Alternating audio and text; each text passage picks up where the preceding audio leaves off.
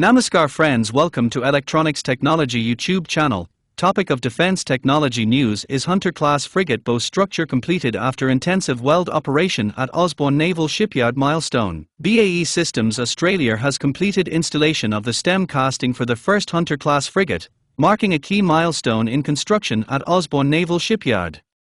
The work forms part of the build of Nuship Hunter, the lead vessel in the program. The stem, positioned at the front of the vessel, is a critical structural element that defines the ship's hydrodynamic shape and brings both sides of the hull together. Formed from molten steel casting, it provides essential strength to the frigate's forward structure. The installation followed a 10-day continuous welding effort, requiring precise execution due to the availability of only one casting per ship.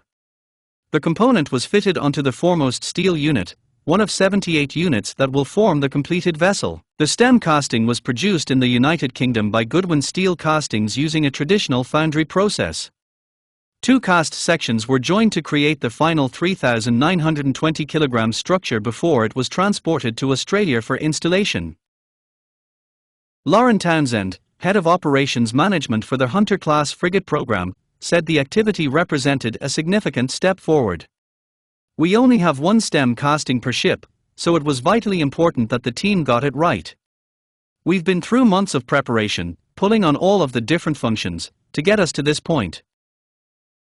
The welding process required the casting to be preheated and maintained at 200 degrees Celsius throughout to meet certification standards set by Lloyd's Register.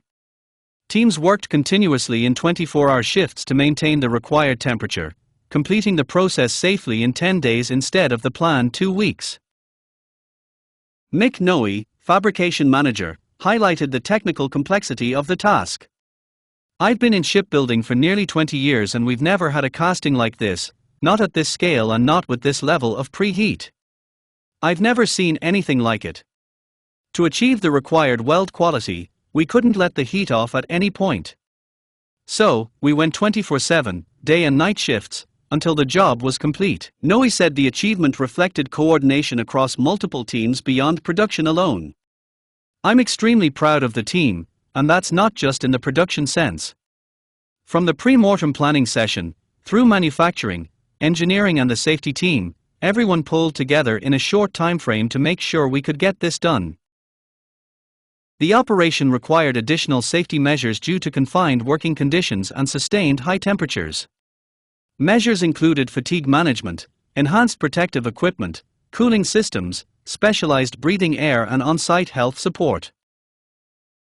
The successful installation is expected to strengthen capabilities for future ships in the program. Townsend said, "This milestone puts us in a really strong position for the future vessels.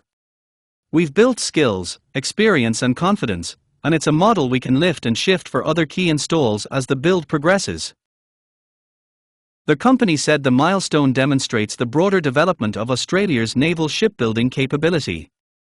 It also reflects efforts to build a skilled workforce able to support the Royal Australian Navy over the long term. Do you like this video? Please subscribe, share, like and press bell icon for getting notifications of Electronics Technology YouTube channel, and for searching my YouTube channel please write at the rate Electronics Technology 50.